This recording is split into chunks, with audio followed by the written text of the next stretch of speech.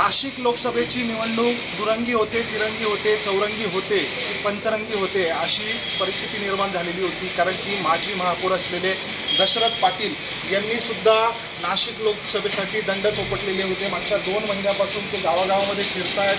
Social media असेल किंवा इतर माध्यमातून त्यांचा जोरदार प्रचार सुरू होता। मात्र काल त्यांना एक फोन आला आणि त्यांनी उमेदवारीबाबत काही निर्णय ठरवलेलं होतं। आजचा दिवस आहे, आज तुम्ही ठरवणार आहात की काय नेमकं भविष्यात तुम्ही करणार आहात आणि काय निर्णय असणार आहे, काय ठरलं? नाही, मी 2004ची लोकसभा महापौर असताना 3 वर्ष महापौर असल्यामुळे मी 2004ची लोकसभा 2 जिल्ह्यांचा मतदारसंघ होता आणि तो नगर अकोला जो भाग आहे, संगमनेर पठार येवला निफाड नाशिक शहर सिन्नर होतं। 2 जिल्ह्याचा असताना त्यावेळेस मी अवघ्या 7,000 मतांनी ती निवडणूक हरलो होतो आणि श्री बाळासाहेब ठाकरे यांनी मला ती उमेदवारी 15 ऑगस्ट 2003ला नाशिक रोडचा उड्डाण पूल माझ्या कार्यकाळातला जो 22 पूल झाले त्यातला तो एक, त्याच्या उद्घाटनाच्या दिवशीच मला सांगितलं होतं की दशरथ तुला नाशिक लोकसभाची तयारी करायची आहे आणि त्या सूचनेचं पालन झालं आणि ती निवडणूक होऊन गेली। आणि त्या दरम्यान लोकांच्या मनात होतं त्यावेळेस मी न बाटली, न भोकड्या, न पैसे, न लाच, न लालूच, हे सगळं माझ्या नाशिककरांनी वेचून टिपून मतदान केलं होतं। परंतु त्या दरम्यान जो निवडणूक झाली ती लोकांच्या मनात आजही दिसत असते।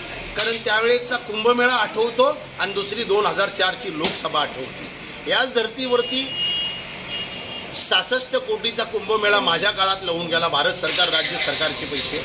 आणि 2014-15चा कुंभमेळा हा 2,800 कोटीचा झाला। लोक तुलना करताय, शिवाय कामं पैसे सांभाळणं ही व्यवस्था महत्त्वाची असते। आता 26-27चा कुंभमेळा जसजसा लोकांना जवळ यायला लागला, कारण कुंभमेळा हे काही विकासाचं साधन नाही, निमित्त आहे। धर्माच्या नावाने जो सरकार काही पैसे मदत करतं आणि त्या नियोजनामध्ये नाशिक महापालिकेचा पुढाकार असतो। दोन्ही नक्कीच आप्पा 2003चा जो कुंभमेळा तुम्ही यशस्वीरित्या पार पडला, त्यानंतर 2004ला अवघ्या काही हजार मतांनी तुमचा पराभव झाला। त्यामुळे नाशिककर नेहमीच खतखत व्यक्त करतात आणि 2004ला जो कुंभमेळा झाला तसंच आता पुढचाही व्हावा यासाठी तुम्हाला आग्रह करत असतात। उमेदवारीसाठी तुम्ही तयारी देखील लोकसभेची केलेली होती, मात्र आता निर्णय काय घेतलेला आहे? लोकसभेची तयारी मी पूर्णपणे, मला वाटतं ग्रामीणचं सिन्नर तालुका, इगतपुरी तालुका, त्र्यंबकेश्वर तालुका, नाशिक तालुक्याचा ग्रामीण भाग म्हणजे देवळाली मतदारसंघाचा 25% भाग जो आहे तो ग्रामीणला आहे। ह्या मी 2.25 मतदारसंघ म्हणजे 6.5 हे सगळं मी पूर्णपणे 35 दिवस मी सकाळी 6ला आमच्या गाडीत 5 जण आम्ही निघालो। 3 जण असायचे, एक थकला का तो दुसऱ्या दिवशी गैरहजर असायचा, पण 3 राखीव असायचे आमचे। आम्ही 5 जणांची आमची टीम केली होती आणि एक ड्रायव्हर सहावा आमचा, आणि प्रेम घरून नियोजन करून द्यायचा आदल्या रात्री आणि सकाळीच आम्ही त्या दौऱ्याला सुरुवात करायचो। आम्ही 10 वाजेपर्यंत जोपर्यंत लोक झोपत नाही तोपर्यंत आम्ही त्यांच्या गावामध्ये जायचो। लोकांनी पूर्णपणे माझ्या कामाचं जे काम केलं ते पूर्णपणे लोकांच्या डोक्यात आहे। आणि मी त्यांना मग म्हणालो की मी राजकीय पक्षाकडे, ज्यावेळेस माझा जुना पक्ष उद्धवजी म्हणजे बाळासाहेबांचा होता तो पक्ष उद्धवजींकडे गेला, त्यामुळे जरी तो पक्षाचे 2 भाग झाले असतील, शेवटी जुनं ते सोनं एका ताटात जेवलेली माणसं असतात। त्यावेळेस त्यांना नक्की ज्याची खावी पोळी त्याची वाजवावी टाळी, मग दोघे आम्ही एकत्रच होतो। त्यामुळे संपर्क प्रमुख म्हणून दिला होता, पण तो 3 महिने काही त्यांनी त्याच्यावरती प्रतिसाद का दिला नाही तो त्यांचा प्रश्न आहे, आणि दिला तो त्यांनी त्यांच्या सोयीने दिला, तोही त्यांचा प्रश्न आहे। त्यामुळे तो प्रश्न निकाली निघाला म्हणजे माझ्याकडे पक्ष राहिला नाही, राहिला बीजेपीकडे। मी देखील काही जे माझे सोर्स आहे का शिवसेना बीजेपीचा महापौर होतो, शिवसेना बीजेपीचा लोकसभेचा उमेदवार 2004चा होतो, त्यामुळे त्यांनाही सल माझी आहेच मनामध्ये, असं नाही आहे। त्यातली काही जुनी माणसं गेली आणि म्हणून मग बीजेपीकडे मी पाहिलं। त्याच्यानंतर मी खरं सांगतो तुम्हाला, महायुतीकडे देखील काही सोर्स पाठवले, परंतु तिथेच त्यांचं 4 लोकांचं गणित शेवटच्या टप्प्यावर आलं। त्याच्यामुळे मी म्हणालो यांच्या वादात काही आपण पडायचं नाही। आणि मग मी जो ग्रामीणला दौरा करताना सुरुवात केली, मी सांगितलं माझ्याकडे पक्ष नाही, तुम्हाला चालेल का? माझ्याकडे पक्ष नाही, तुम्हाला चालेल का? आता आपला निर्णय काय आहे आणि आता पुढची दिशा काय असेल? हे बघा, मी अर्ज दाखल करणार आहे का नाही मी उमेदवारी करणार ही घोषणा मी कधीच केली नव्हती. मी अर्ज दाखल करेन त्या दिवशी मी सांगितलं होतं. मी जर अर्ज दाखल केला तर ब्रह्मदेव सोडून कुणी आला तर माघार घेणार. मग कुणी म्हटलं असतं तुम्हाला हे देऊ, मला हे नको ते नको. मला नाशिकचे लोक भरपूर आहे, माझा नाशिक जिल्हा आहे ना, मला भरपूर काही देतात.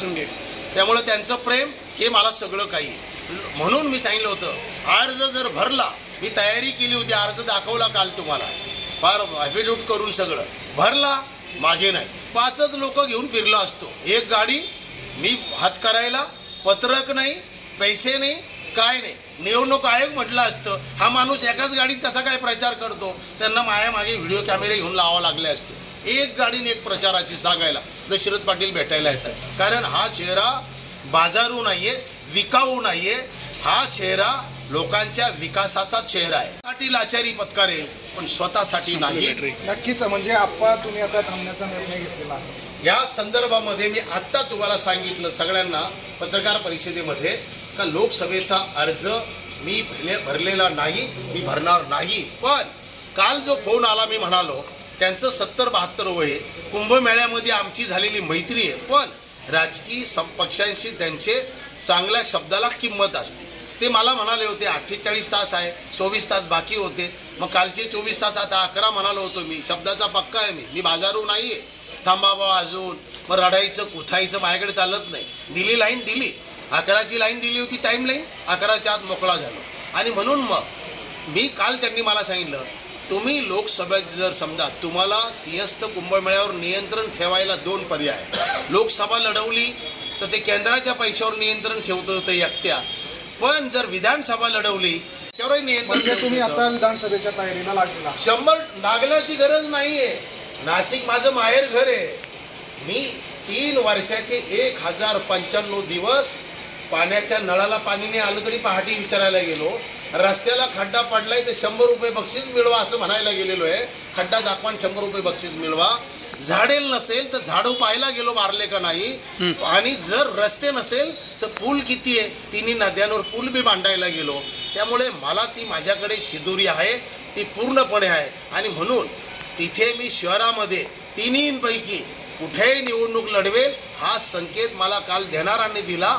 आणि तो तुम्हाला मी नाशिककरांना तुमच्या माध्यमामधून, माझ्याकरता जेवढे ग्रामीणचे लोक मला प्रेम दिलं, जेवायला विचारलं, पाणी दिलं, सावली दिली, उन्हापासून मला सांगितलं आमच्या इथे येऊन बसा, घरात बसा, ते सगळ्या ग्रामीणच्या मी पूर्ण आणि लोकसभेच्या मतदार घराच्या उंबऱ्याचा सगळ्यांचा मी ऋणी आहे. तुमचं ऋण मी येत्या काळात येणाऱ्या विधानसभेत फेडल्याशिवाय विकासाच्या माध्यमातून राहणार नाही हा शब्द नाशिकवासियांना देतो. धन्यवाद. नक्कीच या ठिकाणी दशरथ पाटील अखेर थांबण्याचा त्यांनी निर्णय घेतलेला आहे आणि पुढच्या विधानसभेच्या तयारीला ते आता लागलेले आहेत. उत्तर महाराष्ट्र लाईव्हसाठी अजिंक्य कोडके, नाशिक.